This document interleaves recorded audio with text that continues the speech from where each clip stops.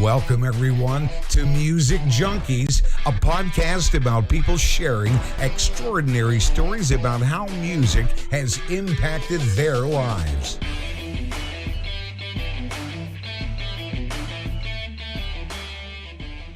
Welcome, everyone, to Music Junkies. I'm your host, Annette Smith, and today we have a special guest, Eran Thomson, founder of Song Saga. I looked this game up. Absolutely phenomenal. So I'm excited to kind of dive into that. It's like my podcast, really, but a board game. So which is really, really fun. You're the host of the, yeah, I love it. I love it. You're the host of the One Word Suggestion podcast, which I listened to a couple of weeks ago, which such a creative idea. And I love that you're a master storyteller. And I like that you call yourself the joy pusher, right? So that's awesome. So welcome to the show today. Thank you very much. Pleasure to be here. I know that we were talking a little bit before the show, and I wanted to dive a little bit deeper on what your experience was putting your playlist together. Oh, okay, sure. I mean, it's such an interesting and open brief, right? It's like, hey, send me 15 songs that mean something to you.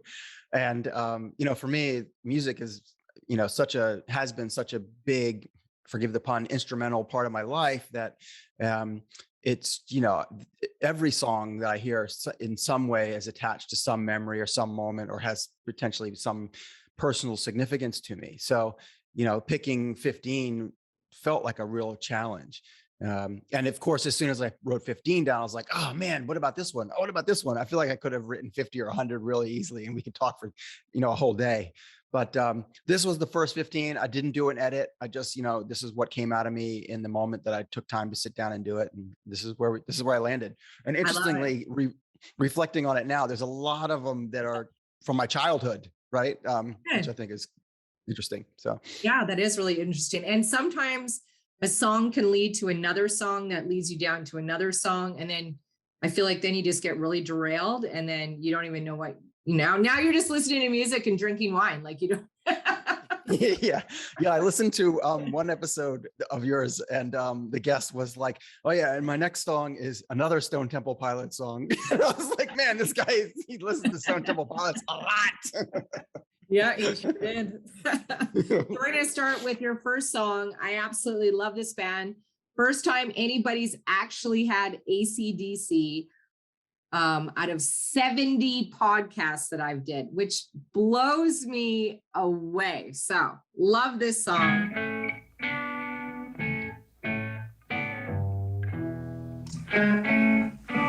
It's like literally one of my favorite AC/DC songs, Rock and Roll Ain't Noise Pollution. Like I listened to your playlist this morning and I was like, oh my God, I haven't heard the song forever. So why do you love that song? Does it bring up a certain memory for you? Yeah, that's a sleeper, right? Like it's not the big hit. It's not, it's not the one that people think of right away when they think of AC/DC. But what this song reminds me of is a time in my life when I was in junior high school, had moved to a new school, and I needed money, and one of the only jobs you could get at the age I was back then was a paper route. And I loved the idea of a paper route because it gave me an ability to explore and to get to know this new neighborhood and kind of get a sense of the community that I was now a part of. And so I had this paper route, and a paper route is a terrible job. It's not a fun thing, but part of what my plan was that I was going to use the money from my paper route to buy a cassette player. This is, I think, pre-Walkman days, right? And or maybe I didn't think I could afford a Walkman right away, so I was going to buy a portable cassette player. And then once I had bought that, I was going to start buying music. It was the beginning of my music buying, phase of my life, which has never ended, right? And the very first album I ever bought was Back in Black. And all the songs on there are kind of classics, but this is the one that, to me, when I heard it, I just felt like I could, when he says, get off your ass and come off the fence and get down here. And I was like, yeah, it just felt like a call to arms, right? Yeah. And a rally cry to like, give it all you got and be as amazing as you can be. And, that resonated with me a lot at the time. Yeah, I love it. So let's talk about your paper route. Did you ride a bike or walk? I walked it until I had a bike, and then I biked it, and then I quit So how because I often figured out did you throw the papers in the bush? almost never. The way, sadly, as fun as that would have been to say I did, the reality is that the way that my paper was structured, or the paper itself was structured, was such that I would have to almost always go to the door and get people to pay me. Um, Oh. Sometimes people would pay like a week ahead or a month ahead, but a lot of times they didn't. So I would say more times than not, I was banging on the door. Here's your paper. Where's my money? Well, you were lucky. I did the paper route with our kids when they were super young. That was the biggest fucking nightmare I never want to return back to. It's like 5 a.m. They're tired, running around, dropping papers everywhere. Yeah, I never want to go ever do that again. I know it teaches them so much, but I could think of different things that I could teach them how to make money than to put myself through that pain and agony of rolling up newspapers and driving Yeah. in the Yeah. freezing weather. I mean, newspapers are kind of going, everything's digital now anyway. I don't know how many people actually get a newspaper delivered anymore. And, in terms of like a job that will teach children to be better humans in the world, anything in a restaurant, like if they wait tables for a little while, they'll change, they'll be better humans. You can't work in food, you can't work in a restaurant and not learn from it and have a whole new perspective on what it means to be in public service. Yeah, I Yeah. agree. So tell me about being a little bit of a master storyteller. Where did this kind of come from? Have you always been really good at telling stories? Yeah, so I guess the origin story is basically when both my parents were creative professionals, and they taught me to read and write at a very young age. I was one of those kids that I could never, I think I repeated algebra twice, but I skipped ahead grades in English when I was a student in school, and uh, but I was also very mischievous and a bit of a rambunctious, misbehaved young boy. And my parents' way of dealing with me when I was misbehaving was to send me to my room with a notebook and tell me to write a story. And depending on the severity of what I'd done, that would determine how long a story I had to write. So, like if it's like I forgot to do the dishes, maybe I'd have to write 100-word story. If I, got caught putting the cat in a pillowcase, swinging it around, that was like a 500-word story, And so I got sent to my room a lot to write stories. And what was really interesting was that for, much of my childhood and young adult life, writing was something that I was good at and enjoyed, but it always was tagged with punishment, right? And it took me a long time to kind of step out of that and step out of this kind of like, this is a thing I have to do, to a thing that I actually enjoy doing and want to do. And the career that kind of opened up for me as a result of that was advertising and marketing. So I spent most of my early career as a copywriter and then a creative director in advertising agencies. And finally, more recently have kind of embraced that writer side of storytelling and is starting to work on a book. I'm writing a book right now. And so that's been a really new and exciting chapter, if you will. I like it. So how did you disconnect punishment to writing? That's a great question. How did I disconnect punishment from writing? I guess, well, part of it was probably just moving away from home. Like no one can send me to my room anymore. And then part of it was probably getting paid for it, right? Like, I was like, because my favorite advertising, and I think we and all your listeners would agree that most advertising is terrible, annoying, intrusive, and, a waste of everything. But there are those ads that make you smile, that make you think, that you talk about, that you share. The Super Bowl wasn't that long ago. I'm sure we all have Super Bowl commercials that are stuck in our heads from years ago. And that was the kind of work that I was excited about doing. And so, great advertising is usually great storytelling. And so for me to be able to find a path that had a clear career trajectory that I could jump onto and use that skill set in a way that could, pay the bills was pretty exciting because as a young person, I didn't believe that it was possible to make a career as a creative professional, right? Both my parents were, and I think they, I'm not sure that they lived up to their potential as creative professionals the way that they would have liked. And, I was always afraid that I would do the same. And so for me, advertising, for all its faults and evils, was for a period of time in my career, was an opportunity for me to at least find some financial success and grow in an industry where I fit in. Yeah. You said this Super Bowl commercial, and I'm not like a massive football fan, but the only commercial, I don't even know if this is a Super Bowl commercial or not. All I think of is the frogs, the Budweiser frogs. I think that was during a Super Bowl one year, probably 15 years ago, but that's probably the last time I ever watched the Super Bowl. Yeah, that ad, that's Bud. Wow. Yeah.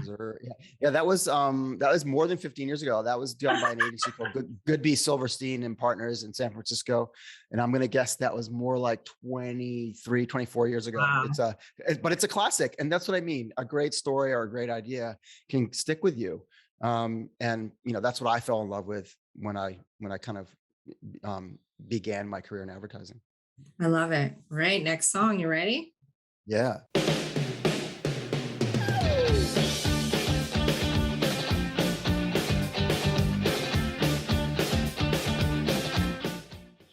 Why can't it be you?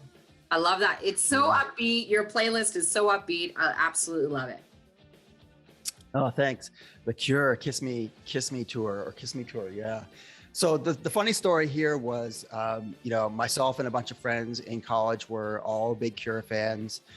They were playing in a nearby town. I want to say it was maybe Baltimore. I went to college down south at UNC Chapel Hill in North Carolina. And so we got in a car and we drove to, I'm pretty sure it was Baltimore, Maryland, to see The Cure in a huge stadium. And along the way, somebody was like, "Hey man, I got a bag of mushrooms. Does anybody want some?" And and we were like, "Okay, I guess so." So we all ate these mushrooms, and we went into this huge stadium, and we had awesome seats. We weren't front row, but I think we were like third or fourth. Like we were right there,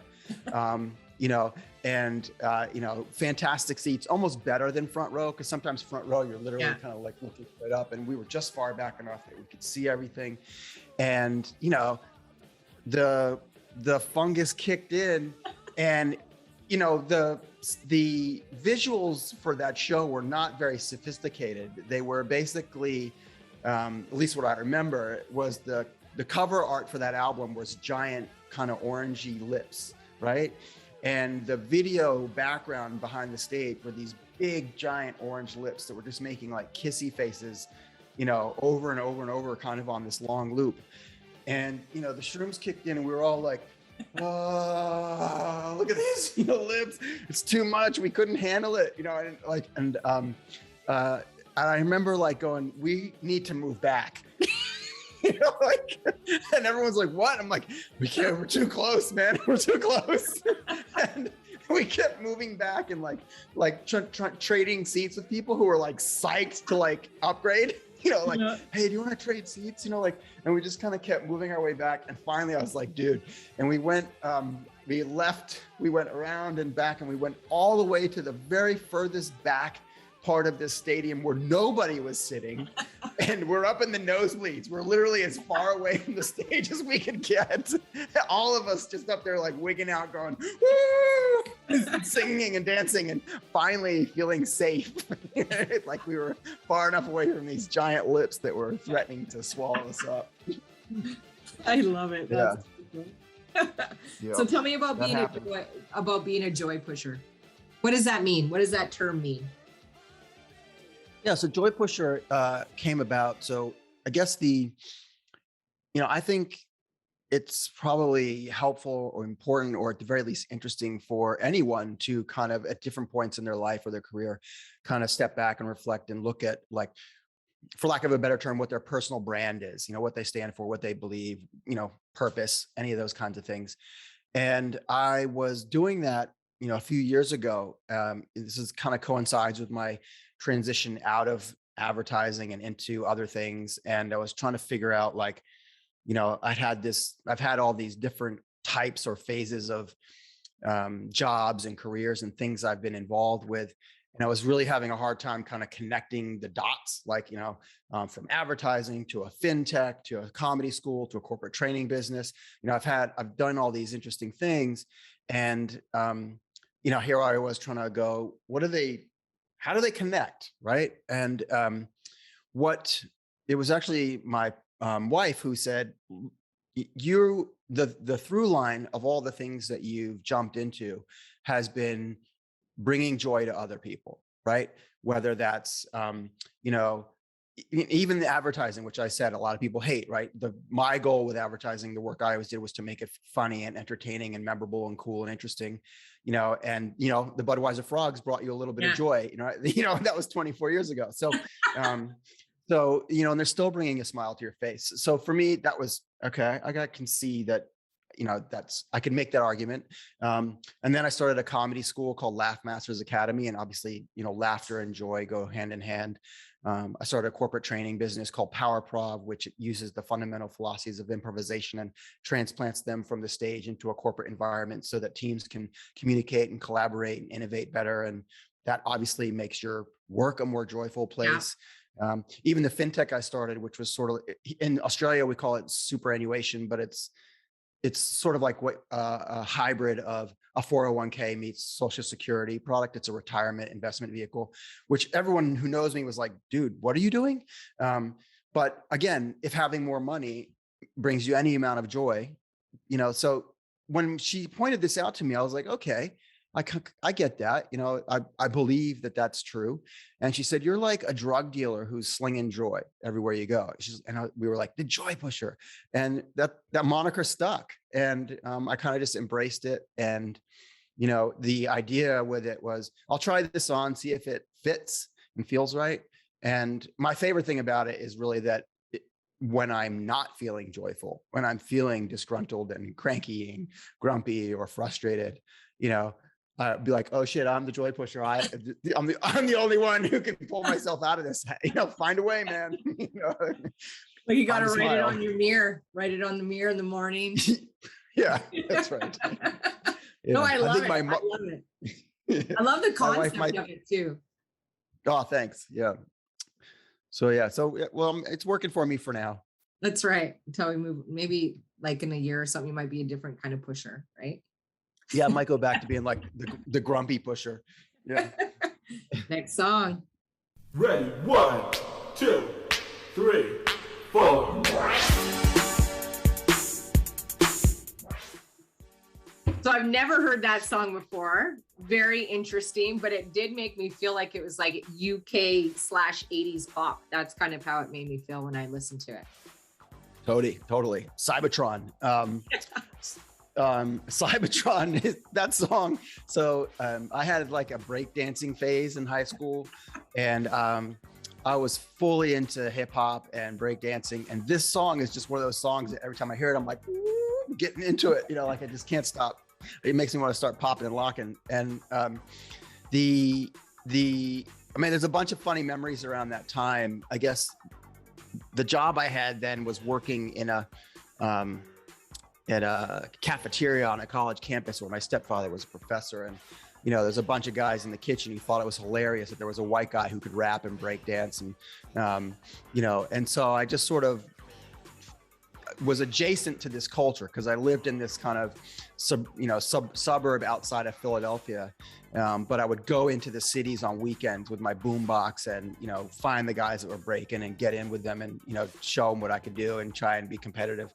And none of my friends in my high school were really that into it. I was sort of like the only one, which is really annoying. But I did have this, sort of a crew in the city that I would go in and hang out with. And the memory of this particular song, or that's attached to this song, is we were at an age where we couldn't drink anywhere except places we weren't allowed to. And so, somebody with a fake ID would get some beer and we'd go find a park or something like that. And I remember bringing this boombox I had. It was called a Sharp EF777. It's still the world's biggest boombox. It's huge. It took like 10D batteries. It weighed like as much as a car.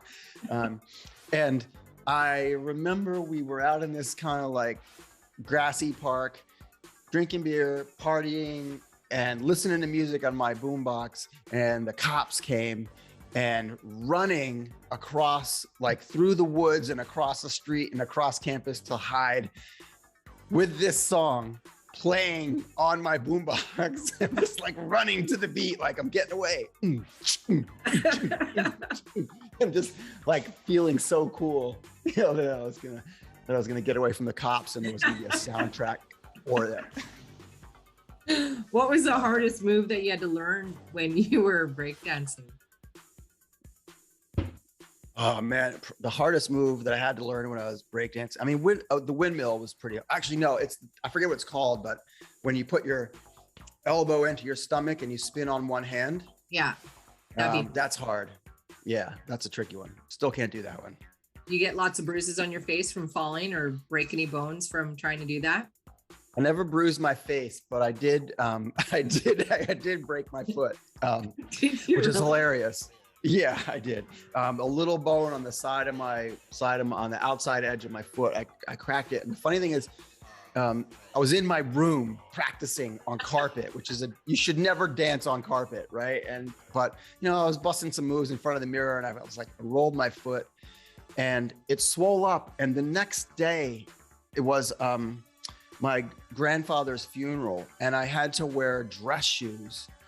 And my foot wouldn't fit in the shoes because it was so swollen. And I remember just like, you know, the whole funeral, just like, oh, I can't wait to take this shoe off. You know, like it's just dying.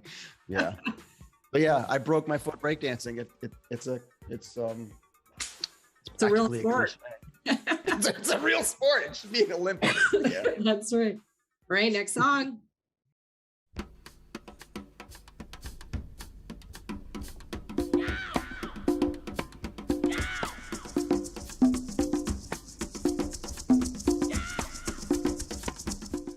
Hey, the Rolling Stones. Sympathy for the Devil. I mean, it's a classic. Yeah. The funny thing about it was that as much as I was into music, at the time that I kind of discovered the Rolling Stones, they just never got on my radar in the way that like Van Halen and Rush and, you know, The Who and Styx, you know, like they were in heavy rotation for a period of time. And the Stones, I don't know why I didn't feel like an instant affinity or interest in them. Maybe because they were so popular and so cool, and I felt like, you know, everyone's listening to them, I want to listen to other things. Yeah. But what happened was I played the drums, and so there was a group of guys who I wasn't really great friends with them. I went to a small school, so we all knew each other, but they were in a band and they needed a drummer, and I had a drum set. So they were like, hey, we're going to play in the high school talent show. Do you want to play with us? And I was like, yeah, of course I want to play with you. So I don't even know if we ever rehearsed, right? Like, I think it was just so like dodgy and bad. And the high school talent show happened, and we got up on stage, and we were playing like really easy songs like Wild Thing, right? You know, like, and they were all songs that we all knew. And even though I don't think we practiced together maybe once, we weren't really tight as a group, but we could wing our way through it for high school kids, right? And then we played all the songs that we knew, and everyone at the school was like, "Whoa, encore!" And so Jamie, who was the lead guitarist, was like, "All right, we'll play Sympathy for the Devil. You guys all know that, right?" And I was like, "How does it start?" And of course, he goes, "It starts with a drum solo," and I was like, "Oh, cool." So I don't think I'd ever heard it before, right? So Drum solo, obviously, as you heard in the intro there, it's bongos, right? A little bongo beat. But I'm like, okay, I can do a drum solo. It's like, I'm doing my best, like Neil Peart impression, Moby Dick, whatever, everything. I'm throwing everything I've got at my drum set, and just you can hear on the recordings, like the guys in the band going, no. You're like, come on, man. And finally, like, I'm like, I literally have no idea how this song goes or what it is. I just go to a 4/4 beat, and and they start playing, and it's terrible. It's so bad. Did you stay with the band for a while, or was that your first? No, that was our first and last gig. For all of us. I think probably none of us ever played in a band again after that. Why did you decide to pick up the drums? Like, what was it about that instrument? I guess I just always loved banging on things and, tapping on things. I've always had good rhythm, and my dad was a guitarist, and I thought, like, if I played drums, I could play. It was a way to, like, kind of participate maybe in what he was doing. I love a good beat. I love rhythm. I don't know. I can't recall like a pivotal moment where I was like, I want to do that. I can remember lots of moments where I realized I wasn't great at it, right? Like not just the high school talent show experience, but others. And, I think maybe one of the takeaways there was that I should have learned the lesson and absorbed it earlier than I have in my life, but that just because you can do things doesn't mean you should do things, and that it's important to find the things you're great at, focus on those, and, play to your strengths. And, I stuck with the drums for a long time, but I was never as good at it as I thought I was. Yeah, I feel the same way. I remember loading up the kids. They were super young and going, today is the day that I'm going to Long and McQuaid and I'm buying a Pearl drum kit. That was what I wanted to do.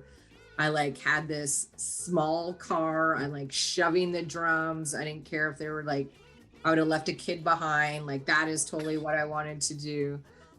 And they've been collecting dust for 20 years. I'll go down there and start to learn. And then it's just it's that whole learning process that it's sometimes it can get discouraging. Sometimes I want to do it. And then I'm like, you know what? I will eventually be good at this.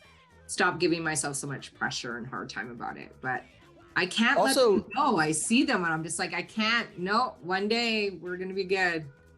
I love that. And the other thing to remember too is you don't have to be great at everything. If it brings you joy, if you're having fun down there, you're smashing them. That's really the most important thing, isn't it? Right. Yeah. It's, unless you're I want to take Taylor Hawkins' spot, then maybe I wouldn't be very good. I wouldn't be very good at that. I love that.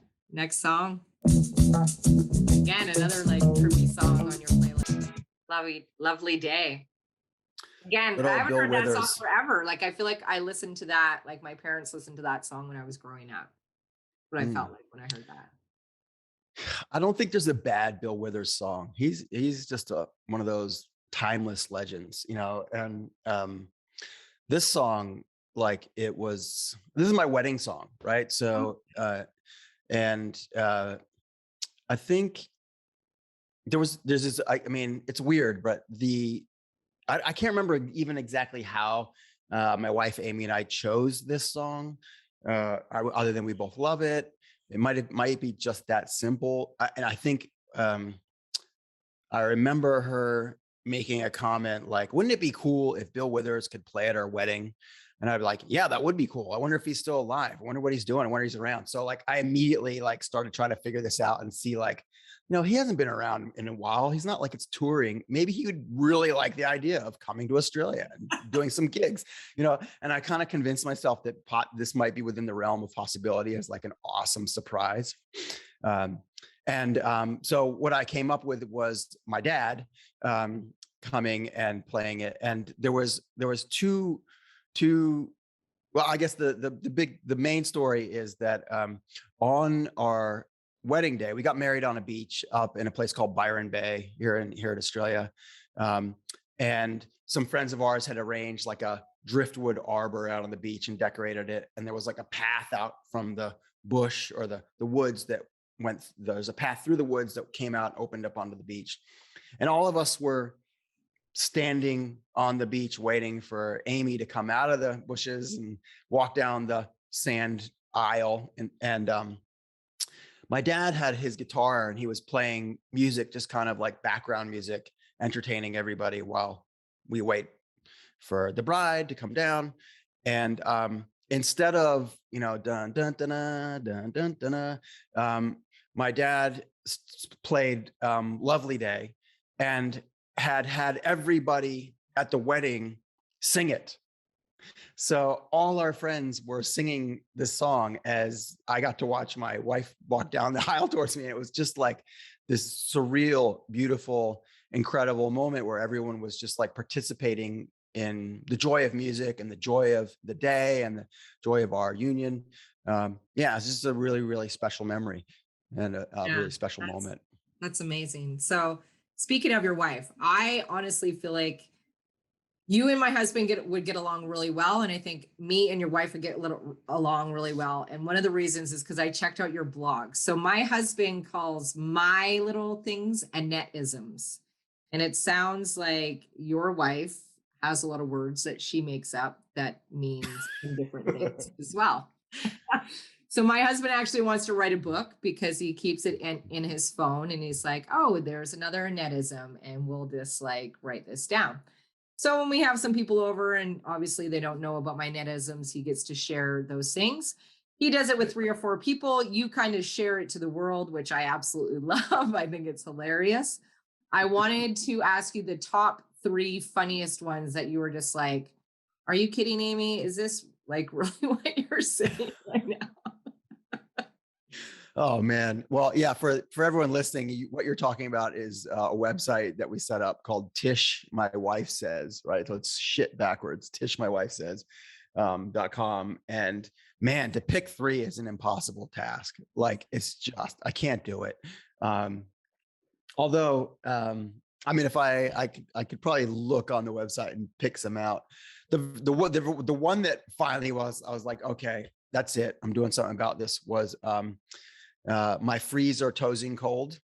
And I was like, my frees are toasting cold. Yep. Okay. I got you. And then there was another, there was another one where we were trying to get into a club and, we were coming from dinner and we hadn't planned on going out, but we walked by this club that we'd never been into before. We're like, let's go in. And we were overdressed and above the average age and felt like we were getting slightly dissed by the doorman who was making us wait. And Amy goes to the doorman. She goes, what do you mean you're going to make us wait? Look at us. We're ready to go. Where's the VIP-ness? And I was like, oh boy. We're going to let her in just because of that. Yeah.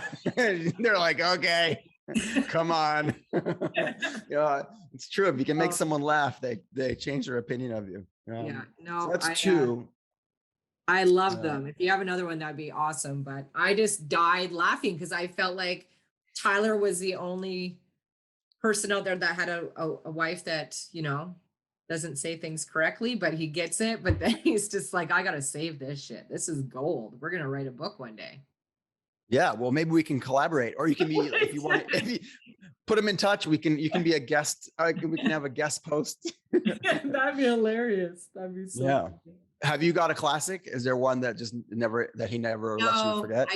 I can't remember. I wish he was up here. I'd get him to come in here but yeah, he always does it in the most, and I'm nothing could really embarrass me, but I'm always like, how many have you like wrote down? Like, I feel like there's like 5 pages of Annette-isms here. So I actually made them a shirt. So you should make your wife a shirt. I actually made him. I like that. A shirt with like some of them on there where he was like, is this really?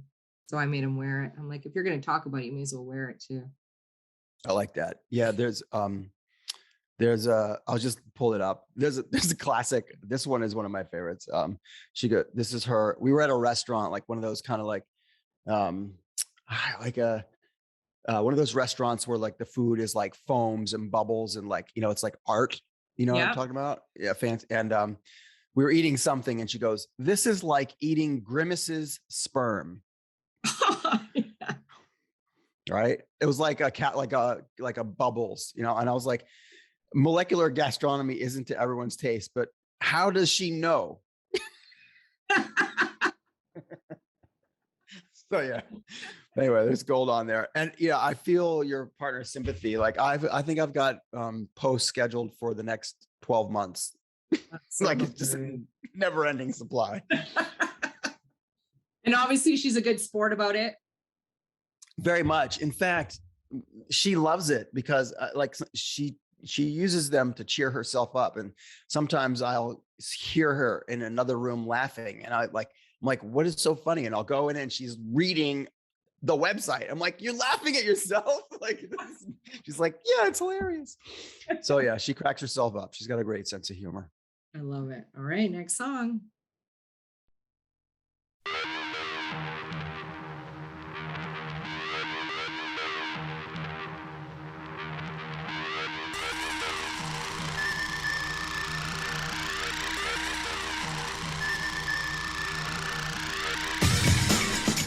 Fatboy Slim. Fatboy Slim. Were you ever into Fatboy Slim? I really wasn't, and I was going to say that, but I didn't want to derail you. But I never I listened to some of it, but I never got really obsessed into them. Yeah. Yeah, Fatboy Slim. So I when this album came out, or I bought it as a CD. I still remember it has a picture. It's a picture of a blue mini disc on the cover, and this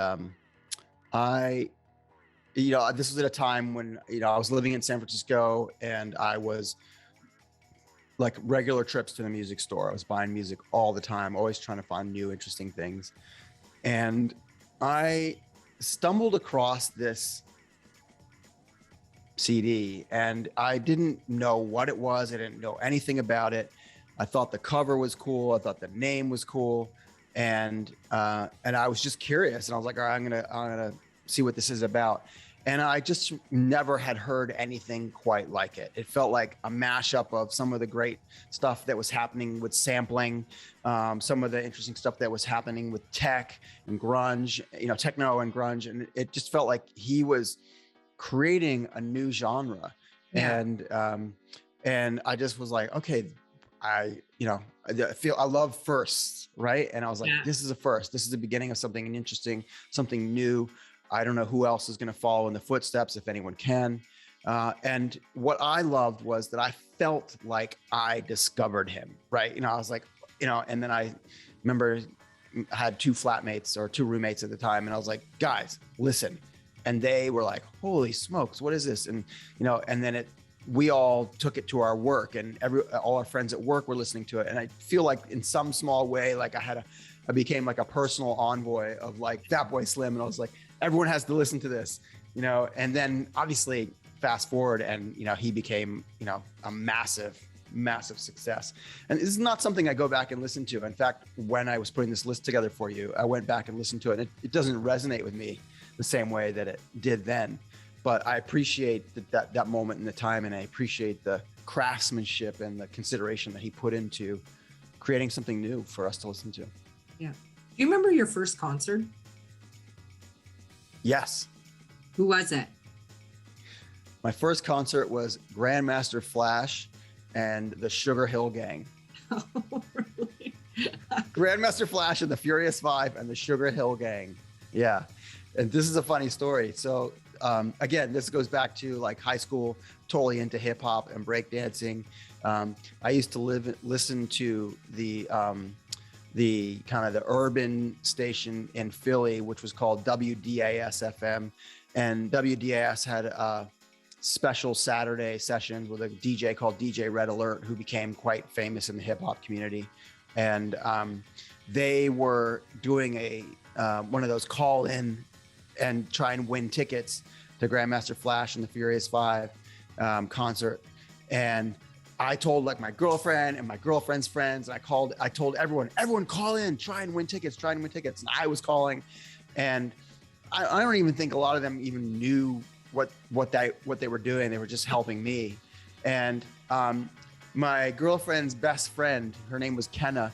She won tickets. She won 2 tickets. And then I was like, you have to take me. You can't take my girlfriend. That's totally uncool. I told you about this. And she was like, yeah, all right. So my girlfriend's best friend and I went to some town outside, like on the outskirts of Philly.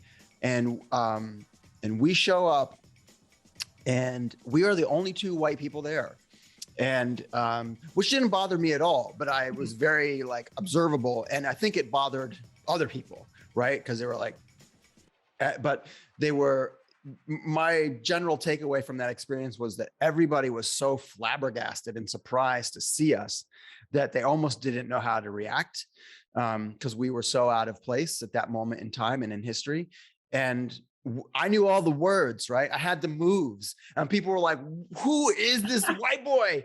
Right? And we made our way up to the front of the stage, and because everyone was just like, "What?" You know, like they stepped out of our way, and we went right up to the front, and the Sugar Hill Gang is out, like dressed up like Indians and cowboys and juggling and riding unicycles and blowing fire. And Grandmaster Flash is mixing and scratching into his. It was fantastic. It was like just one of the best, experiences ever.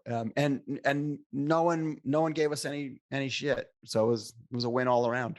And my girlfriend forgave me for not letting her go. So it was really good. All right, I have to play this song. Was this because my ideas? Is this because this is what you wore when you break danced? Yeah, totally. Yeah, I mean, Run DMC. So I mean, again, it's pioneers of hip hop. Yeah, they deserve it, right? They were early in the day. They were some of the first to come out with drum machine based rap, and they set a precedent that people are still trying to live up to in hip hop. And yeah, they were, again, like Fatboy Slim, they came out and did something completely original, completely different, completely unique for its time. Now I suppose it feels quite rudimentary and basic and maybe not very nuanced, but there's something in the joyful simplicity of what they did and how they did it, and the persona that they portrayed or that they played to build their career and to make something interesting out of kind of nothing, right? So, yeah. Do you remember your very first pair of high tops and what they were? Were you excited about getting them? I'm super excited about them. It was a pair of Converse All-Stars suede. And my parents didn't have much money when I was a kid, and I was the kid that had like the fake Adidas with 4 stripes, and I remember like wanting, when Fast Times at Ridgemont High came out, and I wanted black and white checkered Vans, and my parents wouldn't buy them for me, so I had to buy like the cheap white slip-ons and then colored them in black with a black permanent marker, and so for me, when I finally like saved up enough money to buy my first like real pair of sneakers, I was so excited. And like, I was the kid with the toothbrush, like keeping them clean. Yeah, totally. Yeah, I'm still a sneakerhead to this day. Yeah. Are you really? Do you collect them? Yeah.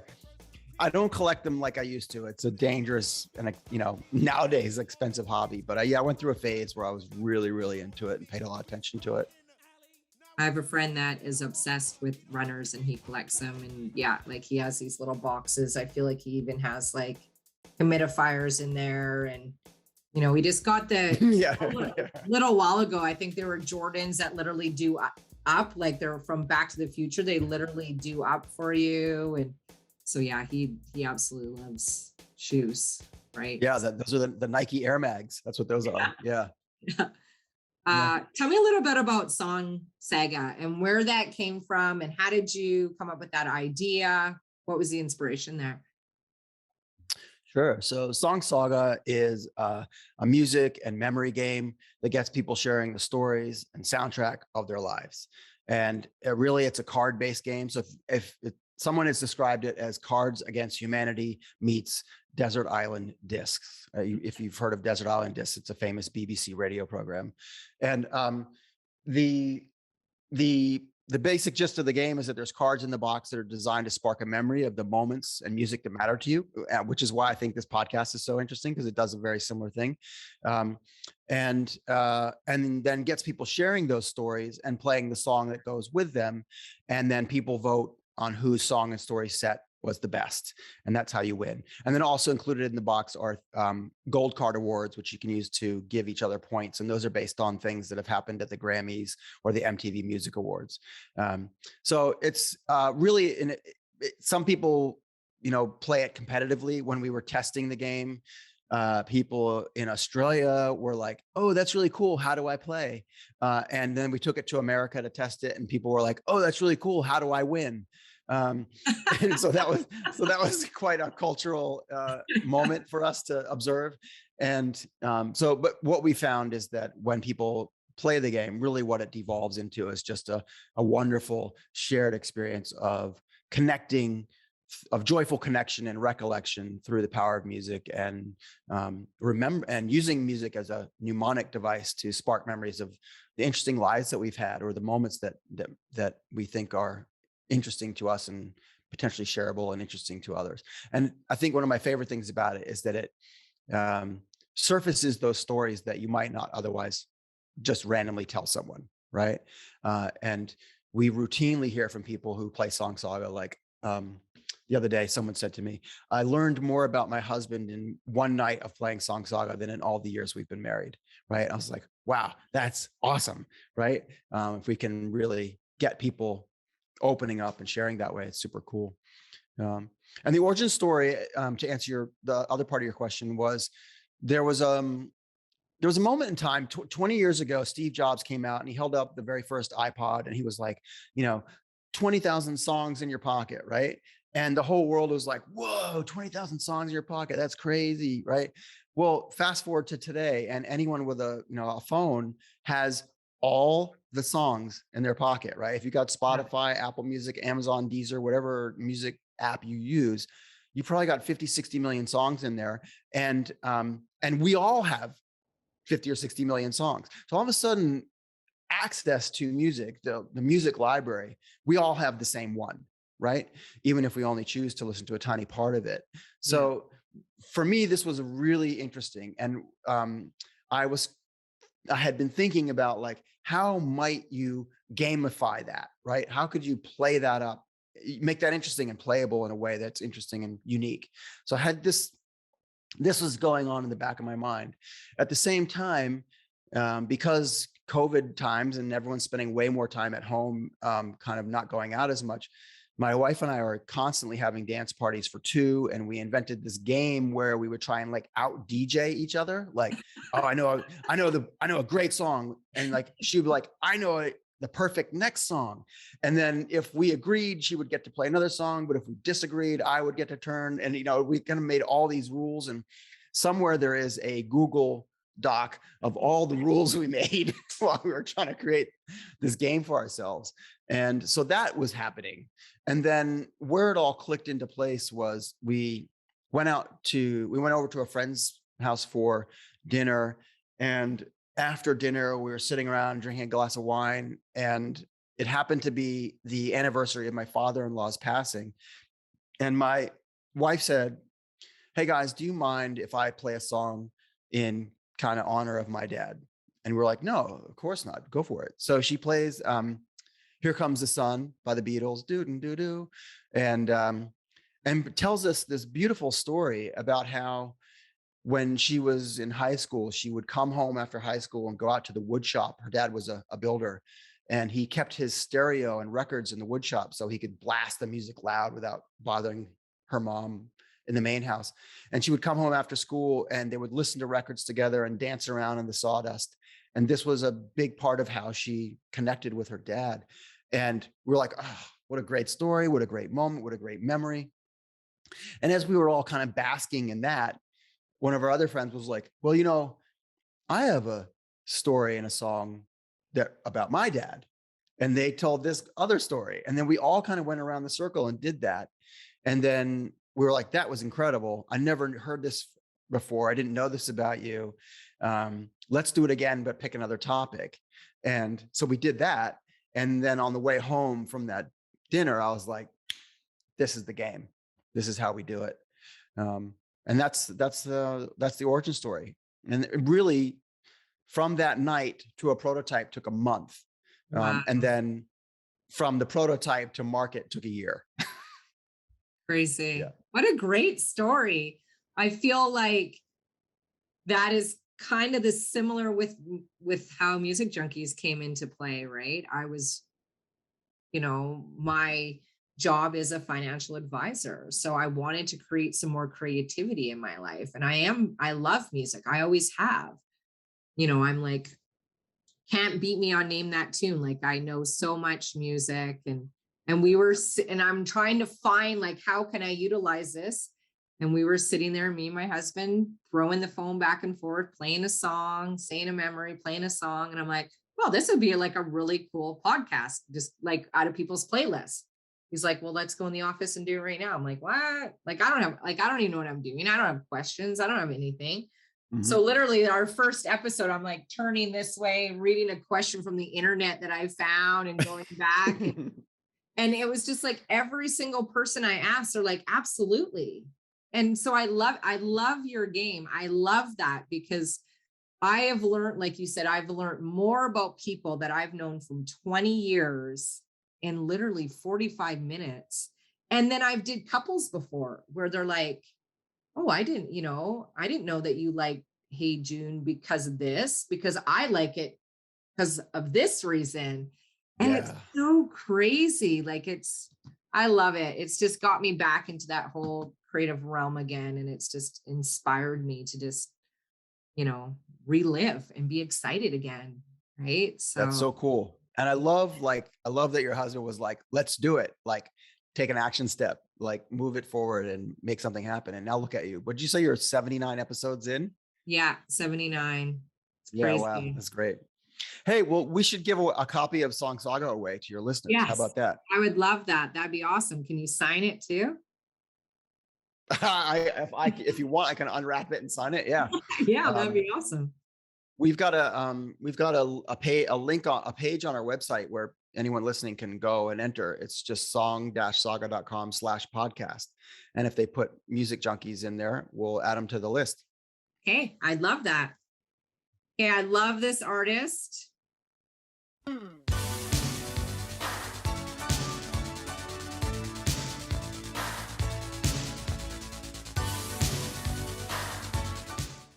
This was literally like my favorite album. Like, I loved Prince. I just adored him so much. I'm with you there. Yeah. For a while, I think, like, if I had to take one album with me for life, that was going to be the one. It was a clear winner. Now I'm not so sure. Now that I'm thinking about it, I can't believe the Clash didn't end up on my list anywhere, because one of the Clash albums might be a contender for the only album for life. But anyway, yeah, Prince. I mean, again, what I'm observing as we chat is there's a lot of music that I was attracted to because it felt like I'd never heard anything like it before at the time. And I suppose that's true of all music if you haven't heard it before, right? But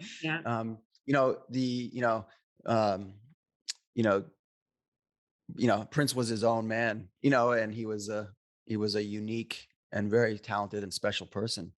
And, so many of it, I love so many of his albums, but Purple Rain was the one that, put him on my radar. And also the film, right? Like, the idea. I love the movie. It took my husband probably 15 years before he would watch that. And I'm like, we are watching, I believe it was a Mother's Day. And he's like, I've never seen Dirty Dancing. I've never seen Purple Rain. And I think there was other one. I'm like, well, today's your lucky day. Yeah. I cannot believe you just made me watch that Prince movie. But I'm like, isn't it good? Motherfucking time. Are you kidding me? It's so good. The So time. Yeah. Oh. How good was he? And also Sheena E, right? On the two yeah, bottom. I Yeah. know. Yeah. No, it was a classic. Yeah. Who's the most interesting person you've ever met so far in your world? Ooh, that is a fantastic question. Who is the most interesting person I've ever met in my life in the world? Well, I met the Dalai Lama. He's pretty interesting, but I feel like that's a Wow, cliched um, that's answer. impressive. Look, I mean, the person I'm most impressed by on a daily basis is probably my wife. She's pretty impressive. Continues to surprise and amaze me, and she's been a fantastic student with me in the school of life as we kind of make our way forward together. Yeah, it's a hard question. I think I'm going to get the expression wrong, but there's people who come into your life for a short time, for a medium time, and a long time, and they each have different reasons why they appear and maybe disappear. And there's not like a single kind of standout for me right here, other than my lady. Yeah, I like it. So I seen on your website that you were a cancer survivor, but Mount Everest kicked your ass. Do you want to kind of share those stories with us? Sure. So, well, I guess, okay. So yeah, I got diagnosed with cancer as a young adult, and at that time, leukemia was treatable, but the cure was a bone marrow transplant. And a bone marrow transplant, for those of anyone who doesn't know, was described to me by a doctor as the closest we take you as close as we can to death, and then try and bring you back. I was like, that does not sound fun. So I, shortly after I got diagnosed, I was traveling around America, going to different cancer centers, and trying to find out like which doctors I liked and which hospital I felt like was going to be the place where I would have a bone marrow transplant. And I met one doctor at Duke University named Nelson Chow, and he was the only doctor who said to me, "Look, there's a lot of things changing in the medical industry, and if you are doing, I was on a drug called interferon, it's like a stopgap. It keeps your blood count in check while you wait for whatever approach you're going to take to try and cure yourself." And he was like, "If you're doing all right on interferon, then my suggestion is that you hold off." And I was like, "Why?" And he's like, "I can't say anything. I don't want to tell you anything, but if you're doing okay, maybe hold off." And I was like, "Okay, you're the only doctor that's told me that, and I'm intrigued by this." And one of the things about it that people should know is, when you hire a doctor, that's what you're doing. You're hiring them. They work for you, but doctors have their own agendas, right? So if you go see a bone marrow transplant specialist, that's what he does. That's how he looks at your disease and the world. So he or she may not be inclined to embrace other options, right? Because they've made their career out of doing this one thing. And so I was lucky that I found Nelson Chow, because what he didn't tell me, but I subsequently discovered for myself through some deep internet sleuthing, was that there was a couple of new drugs that were coming out that were specifically for the type of leukemia that I had. And if I could just hold off, I might be able to get into a trial.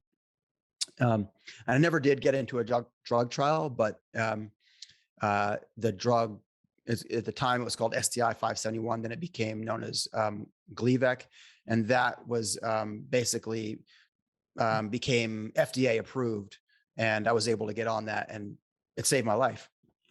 And because of that experience, the unique experience of having cancer as a young adult, I started a not-for-profit, which many people with cancer do as a knee-jerk reaction, right? Like, oh, there's going to be people like me, I'm going to start not-for-profit. I do not recommend that people do this, but I did, and mine was called Prepare to Live. And the idea behind Prepare to Live was to embrace the power of the internet and filmmaking and storytelling to try and give young adults coping with cancer around the world some sense of support and community. And through that, I got noticed by another organization started by another guy my age who had the same kind of leukemia I had. And he was doing a thing called Everest Rocks. And his idea was that they were going to take a bunch of 80s rock stars, do a trek up to Mount Everest base camp, and perform the world's highest rock concert. And they were going to do this for charity. And the money they raised, they were going to build a cancer center in Nepal. And so I got invited to go along on this trek. And it was awesome because like just the drummer from Stray Cats was there, Slim, No way. guys from Squeeze, The Fix. There was, and they were by the way, the rock stars were the only people who didn't get sick. Everyone else got altitude sickness or food poisoning. I think, 20, 30 years of like putting all sorts of terrible things in their body just made them bulletproof and impervious to yak dung and all the bad things that were floating around. But anyway, they did it. We went up to, everyone pretty much made it up to base camp and they performed this concert, but I didn't make it to base camp. I was at the one camp just below, I think it's called Kalpatar.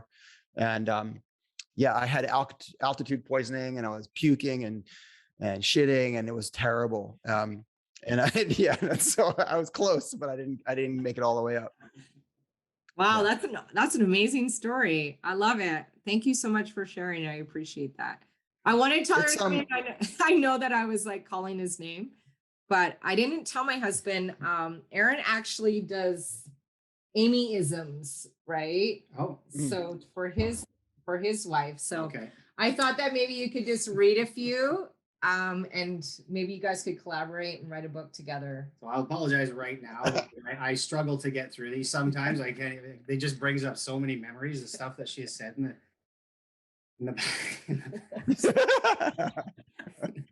I love this already. So I don't know if you know this about if she said this on here, but Annette says virgina instead of vagina. Okay. Finally, after like 50 Virgina is for lovers, right? Yeah, no, she says virgina because it's far more intense than vagina. Right. Okay. Instead of saying, are we really splitting hairs? She says, you really want to cut hairs right now? Yep. Yeah. Do you know the term flash in the pan? Yeah. Yeah, she says it's flash in the pants. Flash in the pants. Yeah. I get it. Yeah. Yeah. I think you'll like Tish, my wife says. Yeah. It's totally up your alley. But another good one she has is you're time wasting me. Yes. I don't know where that comes from, but she does say it a lot. You are time wasting. If you time waste two up, there's no Virginia for you. That's right. I love it. Thanks for sharing, babe. No problem. That's all right, hilarious. last song, Eran. Ready? Okay. Yeah, I'm ready. I feel like I'm just gonna pick.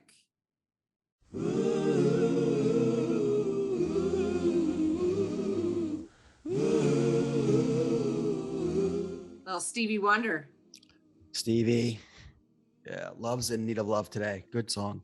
Yeah. Oh man. I mean, Stevie, the memory with Stevie Wonder is I was 9 years old, or maybe 10, and my mom and dad had just gotten divorced.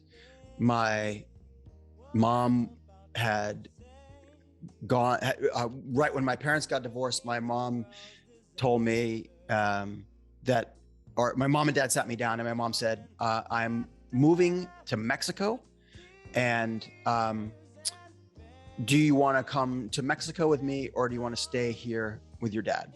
Which is like a terrible decision for parents to give a 9-year-old boy, right? But I didn't like the town that my dad was in, and I was like, I'm going to Mexico. I didn't know anything about Mexico, and really it wasn't about my mom or dad. It was just about not wanting to be where I was.